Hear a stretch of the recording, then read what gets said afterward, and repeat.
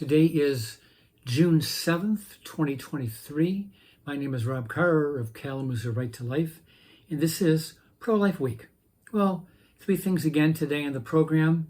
First off, a panel on MSNBC, that bastion of liberalism, well, they weren't really discussing, they were complaining about former South Carolina Governor Nikki Haley, who also served as the U.S. ambassador to the United Nations under Donald Trump. Well, she was talking about women's and girls' sports in the context of transgender athletes.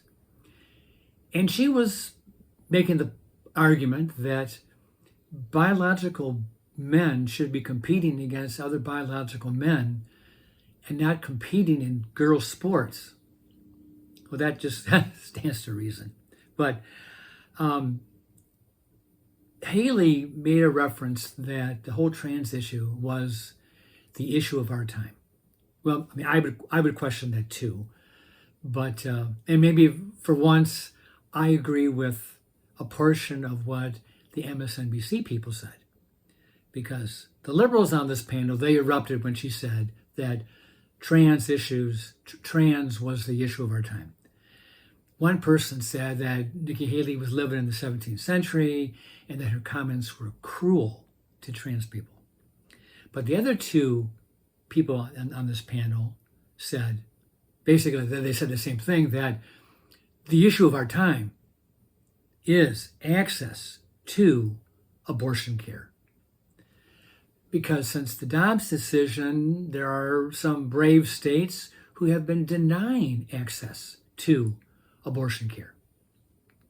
And I have a comment here that abortion care is a joke.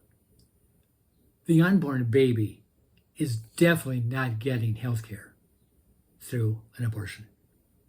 But I got to thinking about the Roe v. Wade decision a few days ago. And, before I go any further, this month, this is June, this month on June 24th, we will be celebrating the 1-year anniversary of the Dobbs versus Jackson Women's Health decision that overturned and reversed Roe v. Wade and threw it on the ash heap of history. So we'll be celebrating that in a few weeks, but that is coming down the road. So getting back to the Roe decision, I was thinking about a comment that was written by the opinion's author, Justice Harry Blackmun. And this is what he said, quote, "We need not resolve the difficult question of when life begins," unquote. Well, then he went a little bit further. Quote, "When those trained in the respective disciplines of medicine, philosophy, and theology are unable to arrive at any consensus, the judiciary, at this point in the development of man's knowledge, is not in a position to speculate as to the answer," unquote. Well, that was the very question the justices needed to answer. When does life begin? When life was on the line, the life of the unborn baby, the court needed to do a lot more research and digging. What was the science? Did medical doctors really question when life began? And why does Blackmun throw in philosophy and theology in the mix in that quote? Philosophers and theologians have many different ideas, many theories about humanity, our relationships to society, the world, our interactions with other people, how we determine a just and moral society, and so forth. But medicine is a hard science. Sure, we're learning more about the human body, but there are some things that medical science has learned and it's fixed in stone. When the sperm penetrates the egg, there is a transformation.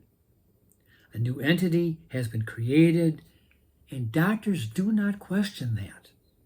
The whole issue of DNA proves the point that at conception, a new entity, let's call it a zygote, with a distinct and separate DNA from either mother or father, it's at conception that this happens.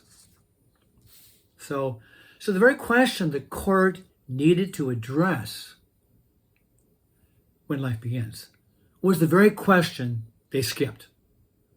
And actually, to be honest with you, the court skipped it again in Dobbs. The Dobbs returned the issue to the states. They really should have looked at the issue, when does life begin? And it's not really open to debate. When does life begin? It begins at conception. Okay. An interesting story comes from Washington State, I think a suburb of Seattle. Back in June of 2022, a pro-abortion activist who identifies as a transgender person, boy, I hate to be bringing up all these transgender issues, but the person was transgender. I think he's a man who thinks he's a woman. He attacked a Catholic church, destroyed $30,000 worth of church property, demolished the statue of the Virgin Mary, smashed windows, and spray painted the face of a church employee. And this person also scrawled anti-Catholic graffiti inside the church building. And this happened, coincidentally, 4 days after the Dobbs decision. So it's obvious there is a connection between this act of vandalism and violence and the Dobbs decision. Well, leave it to the Biden Justice Department. They have recommended that this person, this man, receive no jail time. They recommend that the 1-year jail sentence be waived, and that he would serve out a 3-year probation. Okay. I'm going to go back to the name I've mentioned many, many times. Mark Houck, the pro-life activist from Pennsylvania, who was arrested last year, tried in court for violating the FACE Act, and was found not guilty in court.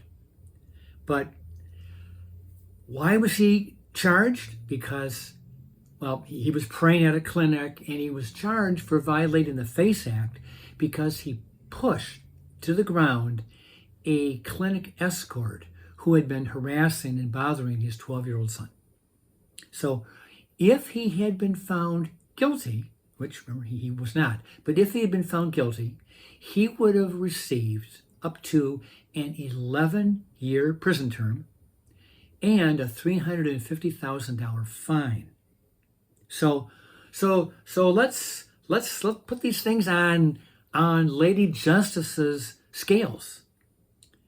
You pray at a clinic, you push a man who's bothering your son, 11 years in prison. You destroy $30,000 worth of church property, 3 years probation. And the Biden administration thinks that we have equal justice under the law. And that is an absolute joke. We do not have equal justice under the law. We have a 2-tier system where if you're a pro-lifer, you are guilty.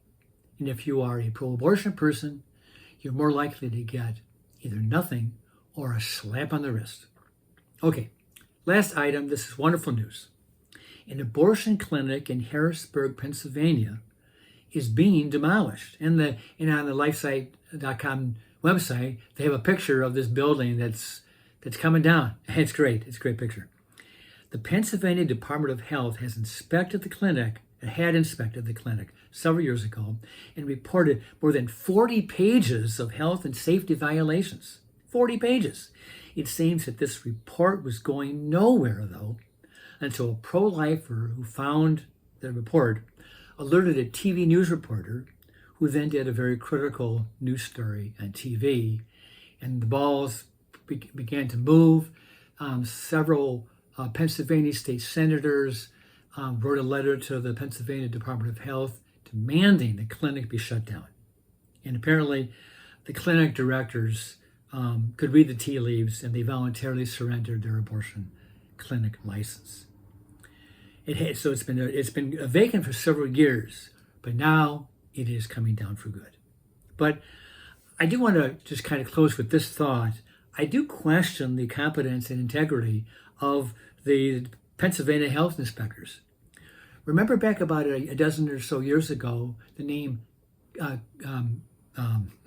Kermit Gosnell, a Philadelphia abortion clinic operator who was convicted of killing a woman, a patient, as well as killing several viable unborn babies, well beyond the law in the state of Pennsylvania. His clinic was absolutely filthy. One FBI agent that raided the place said his clinic resembled a gas station restroom. There were dozens, tens of dozens of health and safety violations. And the clinic had not been inspected for 17 years. It had not been inspected for 17 long years. Come on, Pennsylvania, come on. Get with the program. Get your act together. People are expecting more from health inspectors if you have to wait 17 years before you inspect a clinic and then you find out that it's a pigsty. Okay, end of program. With that, I'll let you go and we'll see you next time.